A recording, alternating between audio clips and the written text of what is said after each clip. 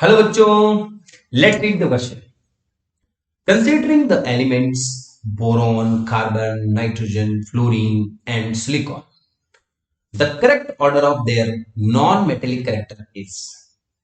तो अब हमें यहां पर इनका नॉन मेटेलिक कैरेक्टर जो है वो डिसाइड करना है। अब हम ये देखें कि मेटेलिक कैरेक्टर और नॉन मेटेलिक कैरेक्टर किस तरीके से वेरी करता है। तो बच्चों ध्यान में होना चाहिए कि लेफ्ट टू राइट, अगर हम पीरियोडिक टेबल को ही ध्यान से देखें तो हमें देखने को मिलता है कि लेफ्ट पे मेटल्स होते हैं और राइट पे जब हम जा रहे होते हैं तो पी ब्लॉक में नॉन मेटल्स हमें देखने को मिलते हैं। इसका मतलब ये हुआ कि जब हम लेफ्ट टू राइट ट्रेवल करते हैं एक पीरियड में तो मेटेलिक करेक्टर क्या हो रहा होता है, कम, यानी नॉन मेटेलिक करेक्टर क्या होता है, इंक्रीज।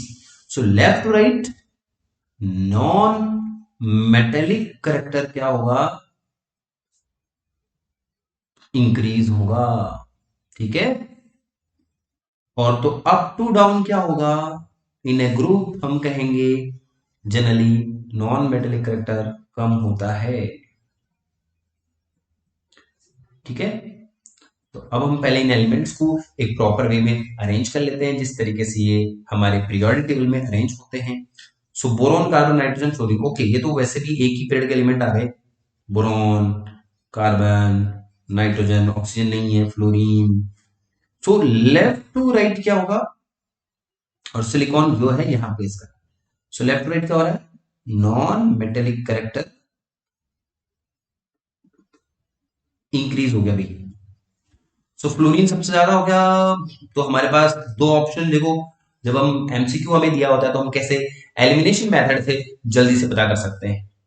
तो हमें साफ साफ पता चल रहा है, एफ सी और डी ऑप्शन देखें, एफ एन सी, तो सबसे ज्यादा जो है वो कौन हुआ, फ्लोरीन। उससे कम नाइट्रोजन, उससे कम कार्बन, उससे कम बोरॉन। और जब कार्बन से सिलिकॉन गए, डाउन द ग्रुप गए, तो मेटेलिक करेक्टर क्या हुआ, non metallic character decrease, non metallic character decrease, तो सिलिकॉन सबसे कम हो गया।